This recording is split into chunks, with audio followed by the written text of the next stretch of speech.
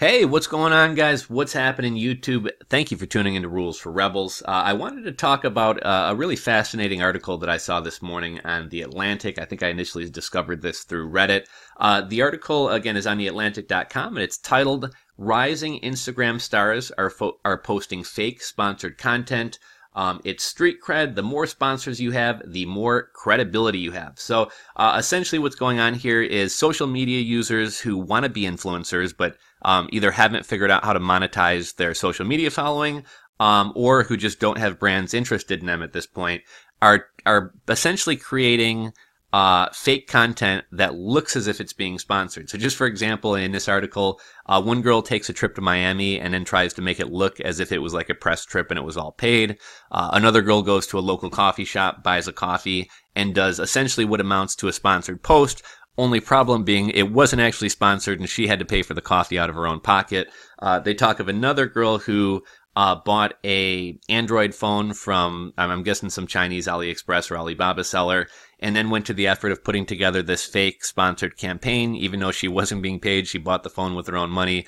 She wasn't paid anything to sponsor these posts, and she put up these posts. And I guess the idea is being it makes you look more important than you really are. I suppose potentially to your audience as well as to other brands. So if I don't have any brands interested in me, but I start making a bunch of fake content, making it look like XYZ company is sponsoring me, maybe some other company will be interested. It kind of reminds me of, what was that 80s movie where the kid wanted to like date hot girls, so he hires his, what was the name of that, man? I can't think of that guy's name. He hires his cute neighbor to pretend to be his girlfriend for the month, and kind of gets that like social proof, and oh well, he's going out with this girl, so there must be something really special about him. He must be really cool. It's kind of the same thing, but with Instagram marketing. What I thought was kind of interesting for a lot of you guys, since a lot of you are into e-commerce or have brands or something else that you're trying to promote. I've always said, I think influencer marketing is one of the most undervalued forms of marketing right now. Sure, there are a lot of influencers getting a ton of money per post. Sure, there's a lot of influencers out there who have a way inflated idea of their worth or what a sponsored post is worth. But I think more than that, you have a lot of people who want to be influencers who either don't know how to monetize their audience or don't have brands interested in them. And so, I mean, there's potentially people out there where, somebody might have 50, 100,000 followers or subscribers on a given platform, and they may not be monetizing it at all. So if you offer them $10 for a sponsored post, not only is that better than making nothing, but also they start to feel important, right? And I think that's kind of one of the ways you can really leverage influencer marketing, is finding kind of the big thing right now is micro influencers. So before, people might only want to hire an influencer with 1 million subscribers or 50,000 followers or something like that. Well, now people are starting to go after micro influencers, people with maybe even as low as a couple hundred subscribers, but probably like a couple thousand, 5,000, 10,000. And a lot of times you can get exposure to a relatively large audience, a very niche audience, for next to nothing in terms of money. So I would recommend any of you guys who have a brand, a lifestyle brand, a t-shirt shop, a product you sell, if you can find influencers in your niche with 5, 10, 15, 20,000, a lot of these people may not have any brand deals. They may not have figured out how to monetize their channel. And I think in a lot of cases, even if you're offering them peanuts, they feel important just for the fact that a brand is reaching out to them and wants to work with them. And this is something that I've been trying to talk to. I recently landed a kind of a consulting gig, digital marketing, SEO, social media management type thing with a health and beauty brand. And I was really trying to push her on influencer marketing, and she had a couple bad experiences with it. I think she sent out a bunch of free products and people never really followed through. Obviously there's platforms that you can do this through, like #paid, FameBit, IntelliFluencer, Grapevine Logic. A lot of these platforms have a little bit more accountability. So if you send somebody a product or pay them for a sponsored post and they don't actually do it, it's kind of like an eBay or Amazon type system where there's kind of an escrow system and they could be kicked off the site, or at the very least they'll be rated lowly and future influencers won't want to work with them. So I think doing these types of influencer sponsored posts works better if you're doing it through some type of platform that can kind of manage the relationship. But plenty of people just reach out to influencers directly. But I think this is a great opportunity for those of you guys who have brands. Simply the fact that a brand is reaching out to somebody wanting to work with them, especially if it's maybe a content creator who has less than 100,000 or less than 50,000 people. I think you can get a lot of reach and really tap very closely connected niches to your brand for next to nothing. So that's kind of the purpose of this video. I know sometimes I run long with my videos, so I was going to read through this article. I'll also link to it in the description box below if you guys want to tune out of this video and just read it yourself. But the article goes on to say, tapping through Palak Joshi's Instagram stories, you might have come across a photo that looked like standard sponsored content. Shiny white box emblazoned with the red logo for the Chinese phone manufacturer OnePlus and the number 6. Shot from above on a concrete background, it featured the brand's hashtag tied to the phone's launch and tagged OnePlus's Instagram handle. And it looked similar to posts from the company itself announcing the launch of the new Android phone. Joshi's post, however, wasn't an ad. It looked sponsored, but it's not, she said. Her followers were none the wiser. They just assume everything is sponsored when it really isn't, she said, and she wants it that way. A decade ago, shilling products to your fans may have been seen as selling out. Now it's a sign of success. People know how much influencers charge, and that payday is nothing to shake a stick at, said Alyssa Vingan-Klein, the chief editor of Fashionista, a fashion news website. If someone who is 20 years old watching YouTube or Instagram sees these people traveling with brands, promoting brands, I don't see why they wouldn't do everything they could to get in on that. But transitioning from an average Instagram or YouTube user to a professional influencer, that is, someone who leverages social media followings to influence others and make money, is not easy. After archiving old photos, redefining your aesthetic, and growing your follower base to at least the quadruple digits, you'll want to approach brands. But the hardest deal to land is your first, several influencers say. Companies want to see your promotional abilities and your past campaign work, so many have adopted a new strategy. Fake it until you make it. Sydney Pugh, a lifestyle influencer in Los Angeles, recently staged a fake ad for a local cafe, purchasing her own coffee mug, photographing it, and adding a promotional caption carefully written in a particular style of ad speak anyone who spends a lot of time on Instagram will recognize. Instead of captioning, "I need coffee to get through the day," mine will say, "I love Alfred's coffee because of ABC," Pugh told me. You see the same things over and over on actual sponsored posts, so it becomes really easy to emulate, even if you're not getting paid. When a local amusement park paid several bloggers to attend the venue and post about their experience there, Joshi, a fashion and lifestyle influencer, went on her own dime and posted promotional posts as if she were part of the bigger influencer campaign. Taylor Evans took the fake SponCon game one step further, once faking the entire purpose of a trip to Miami. Technically, she was just there on vacation, paying her own way for everything, but on Instagram she positioned it as an exclusive press trip. I took a lot of pics at restaurants and posted, "Thanks so much XYZ restaurant for the hospitality," she said. You say it in a way that people could interpret it as you having an established relationship with that brand. The hope is that it's perceived in a way to look like there's a reason. You're in a different city, a state, not just enjoying a weekend vacation.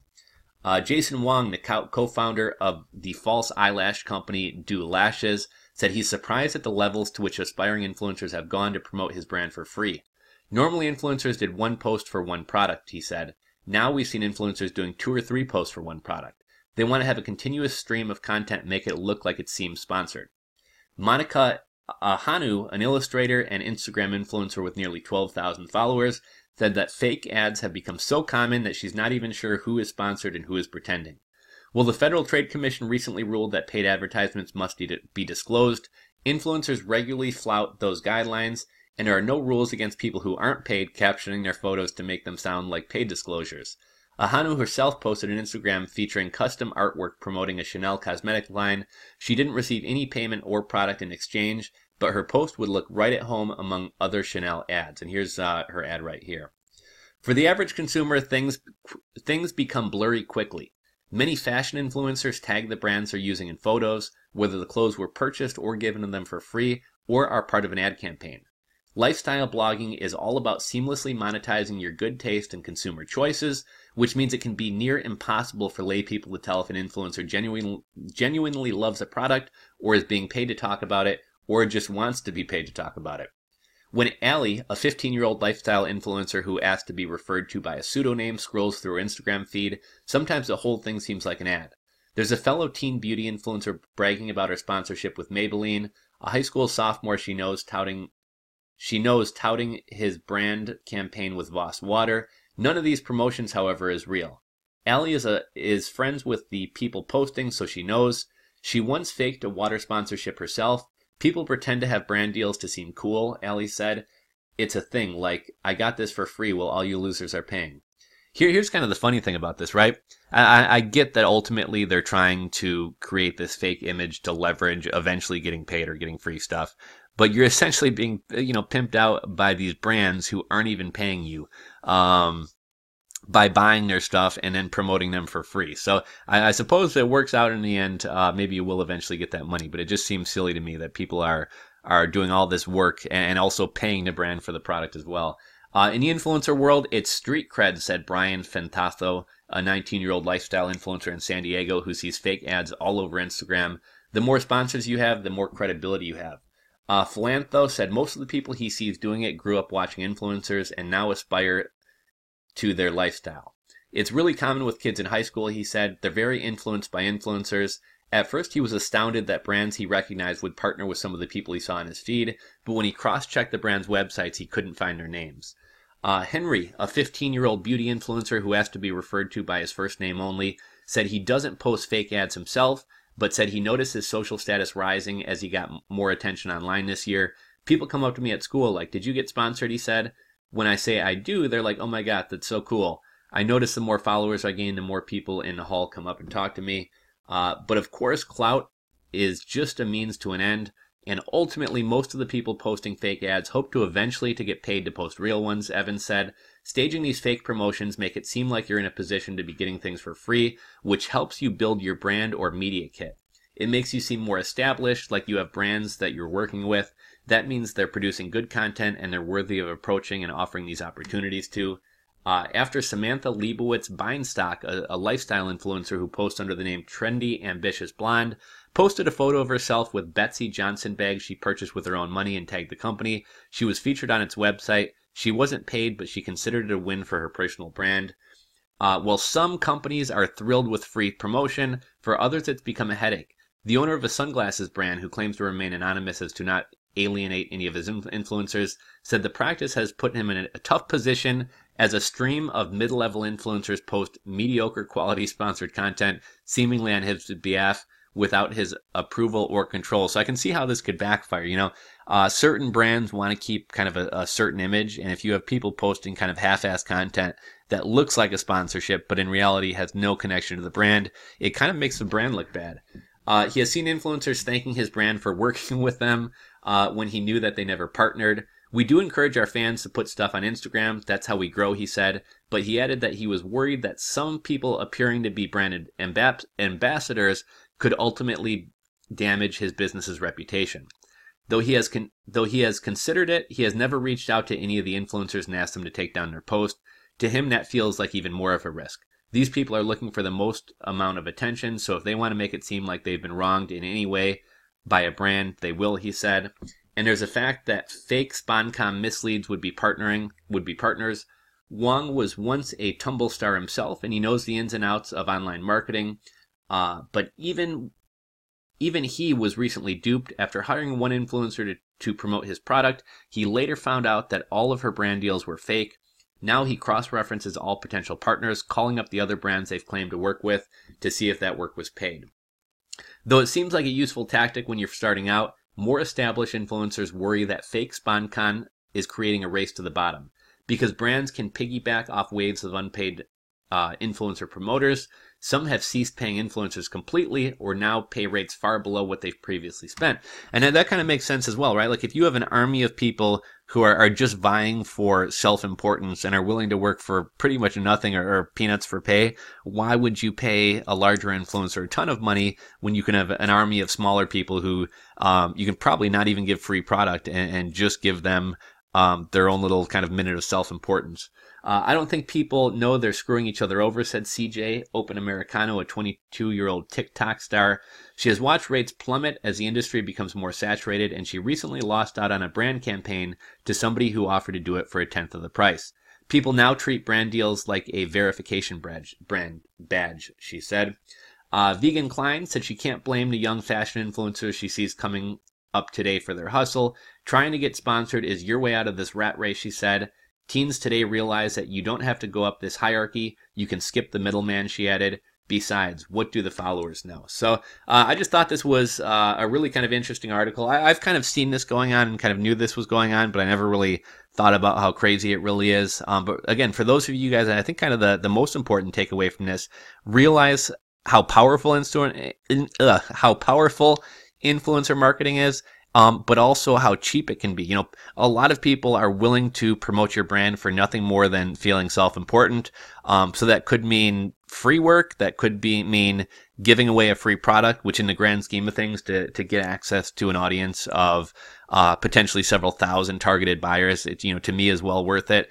But yeah, see if you can tap into this as a brand or a company, and really kind of get some free advertising to, I guess, a niche that's very targeted towards whatever you're selling. So that's all I got for you guys today. Let me know your guys' thoughts on this. Drop a comment in the comment section below. If you're not subscribed to the channel, hit that subscribe button below, and we'll catch you on the next video. Later, guys.